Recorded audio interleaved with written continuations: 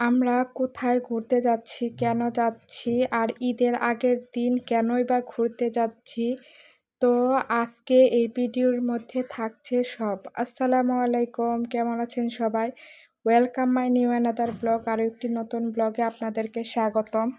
তো থাম্বনেল দেখে বুঝতেই পারছেন আজকে কি ভিডিও হতে চলেছে। আমরা ঈদের আগে কোথায় ঘুরতে গেলাম, আর এটা হচ্ছে কি ঈদের আগের দিনের ভিডিও। তো দেখতে পাচ্ছেন বাসায় আমি রান্না বান্না করে রেখে যাচ্ছি, কারণ আমার হাজব্যান্ড আমাদের সাথে যাচ্ছে না। ও হচ্ছে গিয়ে রাত্রে যাবে, আর রাতে 2টো বাজে ও গিয়েছিল। আর ভিডিওটা ছাড়তে অনেক লেট হয়ে গিয়েছে, কারণ আমি এটা এডিট করতে পারিনি বা আপনাদের সাথে শেয়ার করতে পারিনি। তাই এখন হচ্ছে গিয়ে আপনাদের সাথে শেয়ার করলাম। তো দেখতে পাচ্ছেন আমি রান্না বান্না করে যাচ্ছি, কারণ আমার হাজব্যান্ড কিছু রান্না করতে পারে না, শুধু ডিম ভাজি করতে পারে। তাই আমি রান্না করে ওর জন্য রেখে যাচ্ছি।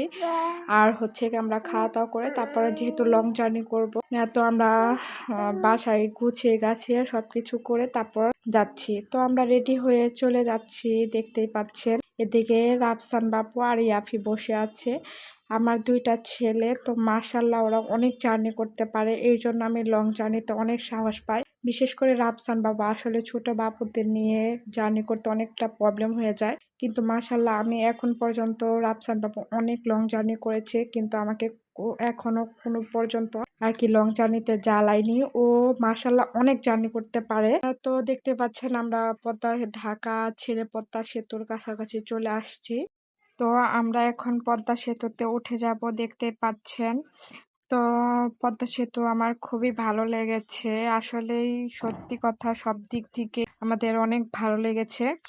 আর আমরা এখনো লাঞ্চ করিনি, তো ভেবেছিলাম যে আমরা মাওয়া ফেরিঘাট যে আমরা ওখানে যে ইলিশা বাড়িতে যেয়ে লাঞ্চ করব, কিন্তু ঈদের আগের দিন ওটা খোলা ছিল না। তাই ড্রাইভার মামাকে বললাম ভালো একটা রেস্টুরেন্ট দেখে হাইওয়ের মধ্যে গাড়িটা দাঁড়া করাতে। তো দেখতেই পাচ্ছেন আমরা চলে এসেছি। এটাও হচ্ছে গিয়ে দেখতে পাচ্ছেন highway in restaurant and party centre. তো রেস্টুরেন্টটা খুবই ভালো লেগেছিল, ভিতরের পরিবেশটাও মাশাআল্লাহ খুব সুন্দর।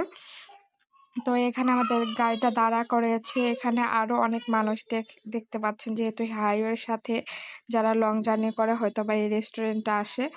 তো রেস্টুরেন্টের পরিবেশটা অসাধারণ ছিল। তো আমরা ভিতরে প্রবেশ করলাম, তো প্রবেশ করেই দেখি এখানে হচ্ছে কি আপনার বিভিন্ন প্রকার ফলের জুস। আর এদিকে আসলাম, এদিকেও বিভিন্ন চকলেট, মিষ্টি এবং কেক এবং ফাস্ট ফুড পাওয়া যায়। তো আমরা হচ্ছে কি ভিডিও করতেছিলাম, তো একটা ভাই এসে বললো ম্যাডাম এখানে ভিডিও করা নিষেধ। তো কে শুনে কার কথা, আমার মতো আমি ভিডিও করেই যাচ্ছি। তো এখানে হচ্ছে কি বাংলা খাবার থেকে শুরু করে কাচ্চি বিরিয়ানি, মাটন বিরিয়ানি, চিকেন বিরিয়ানি এবং খিচুড়ি, তেহেরি, এভরিথিং সব পাওয়া যায়।